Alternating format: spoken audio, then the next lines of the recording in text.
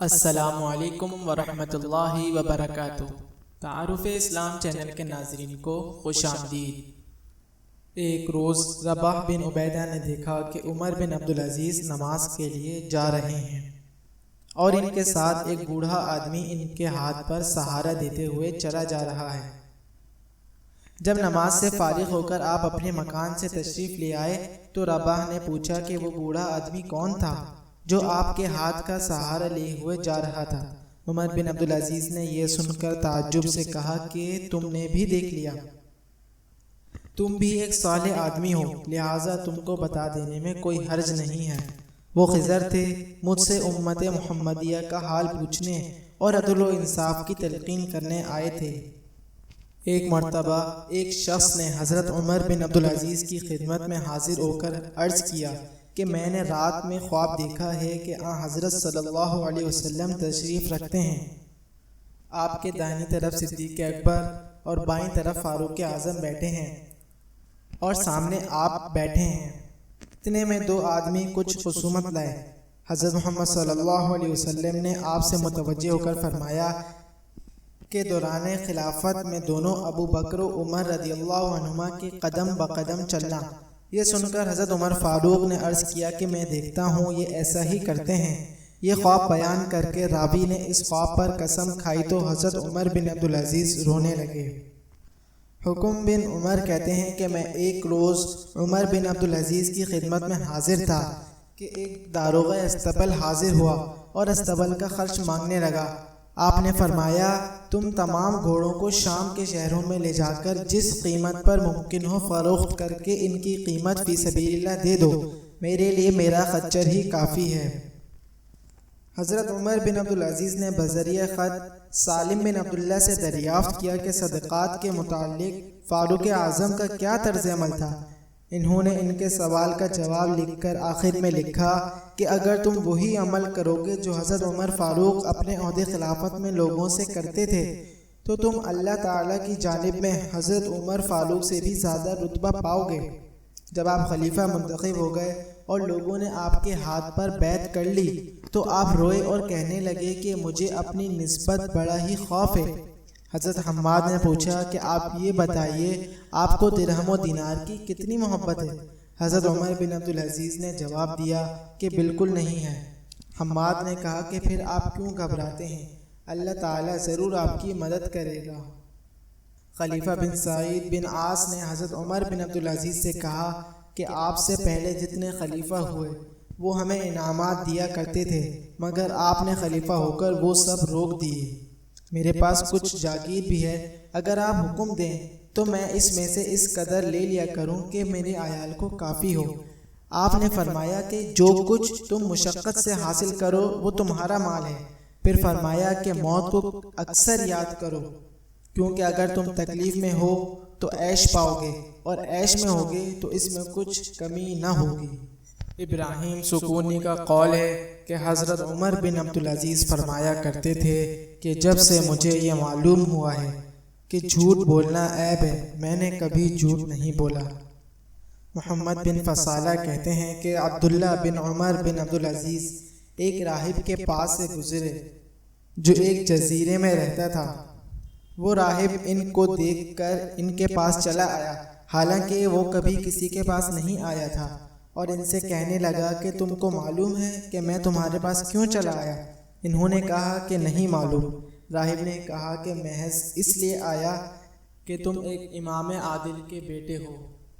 مالک بن دینار کہتے ہیں کہ جب عمر بن عبدالعزیز خلیفہ ہوئے تو چرواہے تعجب سے دریافت کرنے لگے کہ یہ کون شخص خلیفہ ہوا ہے کہ بھیڑی ہماری بکریوں کو اب کچھ نقصان نہیں پہنچاتے۔ موسیٰ بن عین کہتے ہیں کہ ہم کرمان میں بکریاں چرایا کرتے تھے، بھیڑیے ہماری بکریوں کے ساتھ چلتے پھرتے رہتے تھے اور بکریوں کو نقصان نہ پہنچاتے تھے۔ ایک روز ایسا ہوا کہ بھیڑیا ایک بکری کو اٹھا کر لے گیا۔ میں نے اسی روز کہہ دیا کہ آج خلیفہ صالح یقیناً فوت ہو گئے۔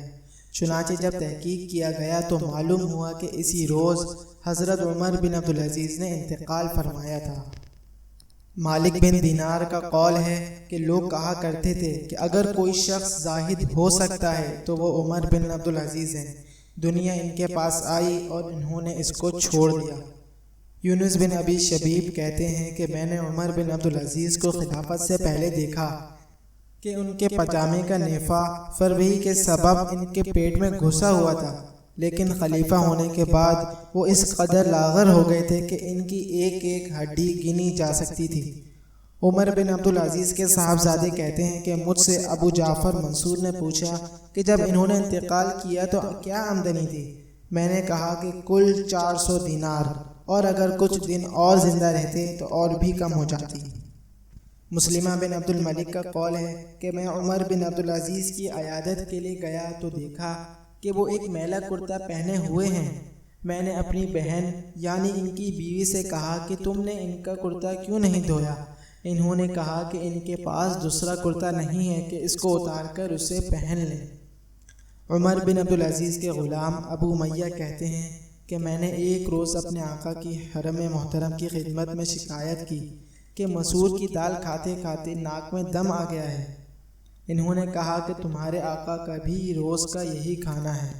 ایک روز عمر بن عبدالعزیز نے اپنی بیوی سے کہا کہ انگور کھانے کو جی چاہتا ہے، اگر تمہارے پاس کچھ ہو تو دے دو۔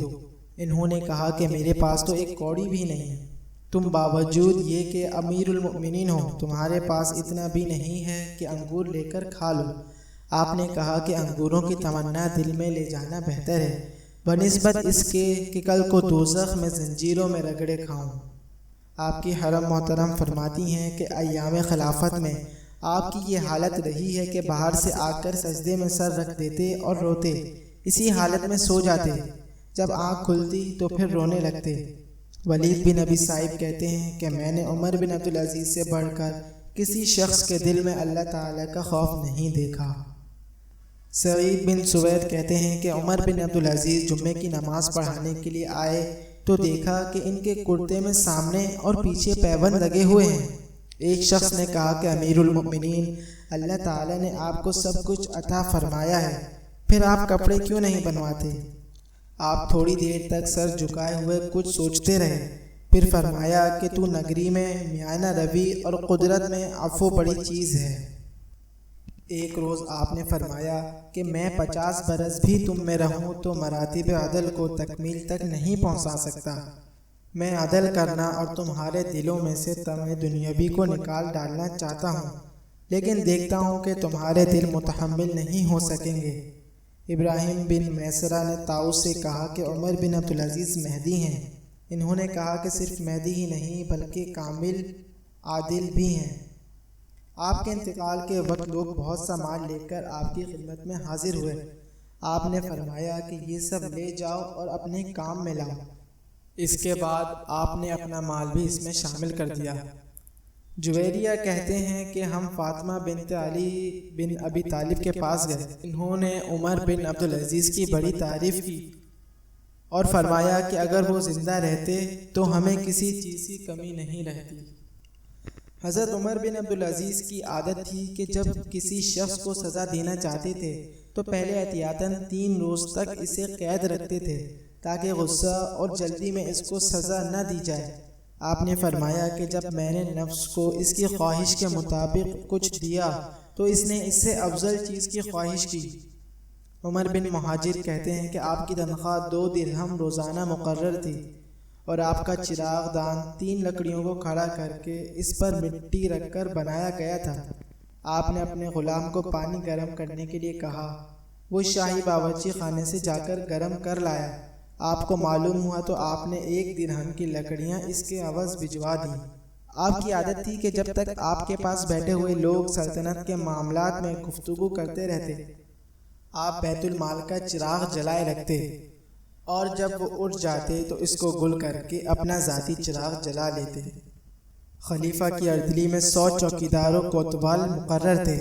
جب حضرت عمر بن عبدالعزیز خلیفہ ہوئے تو آپ نے ان سے فرمایا کہ میری حفاظت کے لیے قضاء و قدر اور اجل کافی ہے، مجھے تمہاری ضرورت نہیں، تاہم اگر تم میں سے کوئی میرے پاس رہنا چاہے تو 10 دینار تنخواہ ملے گی، اور اگر نہ رہنا چاہے تو اپنے اہل و عیال میں چلا جائے۔